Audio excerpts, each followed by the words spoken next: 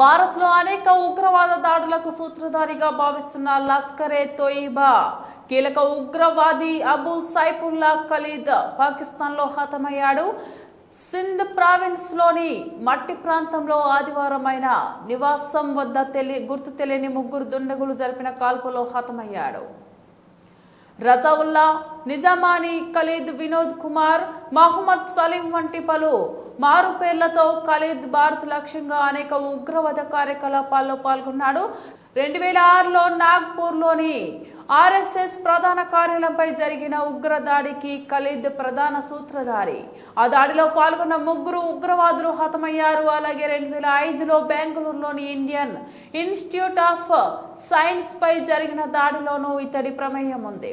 ఆ దాడిలో ప్రొఫెసర్ మునీష్ చంద్రపూరి మరణించగా 4 గాయపడ్డారు. ఆ ఘటనలో నిందితులు తప్పించుకోగా ఖలీద్ సన్నిహితుడైన అబూ అనాన్సై ఛార్జ్షీట్ దాఖలైన అతను ఇంకా పరారీలోనే ఉన్నాడు.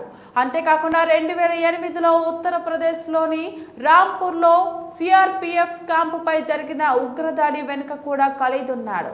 ఈ దాడిలో 7 భద్రతా సిబ్బంది, 1 పౌరుడు ప్రాణాలు కోల్పోయారు.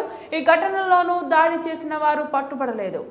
నేపాల్ నుంచి పాకిస్తాన్ వరకు కార్యకలాపాలు 2000వ దశకం మధ్యకాలం నుంచి ఖలీద్ నేపాల్ కేంద్రంగా లష్కరే కార్యకలాపాలను జరిపినట్టు తెలుస్తుంది. అక్కడి నుంచి ఉగ్రవాదుల నియామకాలు, ఆర్థిక వ్యవహారాలు, లాజిస్టిక్, ఇండో నేపాల్ సరిహద్దు ద్వారా ఉగ్రవాదుల తరలింపు వంటి కార్యకలాపాలను పర్యవేక్షించాడు. లష్కరే తోయిబాకు చెందిన ఆజం చిమా ఆలియాస్ బాబాజీ సంస్థ చీఫ్ అకౌంటెంట్ యాకూబ్ వంటి కీలక వ్యక్తులతో ఖలీద్ సన్నిహితంగా చేసినట్లు సమాచారం.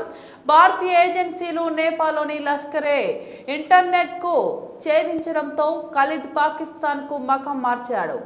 అక్కడ నుంచి కూడా లష్కరే తోయిబా జమాత్ ఉద్ దావా అగ్ర నాయకులైన యూసుఫ్ ముజమిల్, లష్కరే జమ్మూ కాశ్మీర్ కమాండర్ ముజమిల్ ఇక్బాల్ హష్మి, మహమ్మద్ యూసుఫ్ తైబిల్తో సమన్వయం చేసుకుంటూ తన కార్యకలాపాలు కొనసాగించాడు.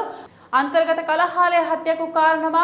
ఇటీవలి కాలంలో పాకిస్తాన్లోని సింధు ప్రావిన్స్ లోని బాదిన్, హైదరాబాద్ జిల్లాలో లష్కరే తోయిబా కోసం నియామకాలు చేపట్టడం, నిధులు సేకరించడం వంటి బాధ్యతలను ఖలీద్ కు అప్పగించినట్లు తెలిసింది. అతను తన నేపాలీ భార్య నగ్మా బాన్తో కలిసి బాదిన్లో నివసిస్తున్నట్లు సమాచారం. భద్రతా సంస్థల కథనం ప్రకారం ఖలీద్ కదలికలను పరిమితం చేసుకోవాలని, అతనికి వ్యక్తిగత భద్రత కూడా కల్పించాలని అతని హ్యాండ్లర్లు ఆదేశాలు జారీ చేశారు. అయినప్పటికీ ఆదివారం మధ్యాహ్నం దుండగులు కాపు కాసి అతన్ని కాల్చి చంపారు. ఈ ఘటన పాకిస్తాన్లోని ఉగ్రవాద సంస్థల అంతర్గత కలహాలు లేదా ఇతర శక్తుల ప్రమేయంపై పలు అనుమానాలకు తావిస్తుంది.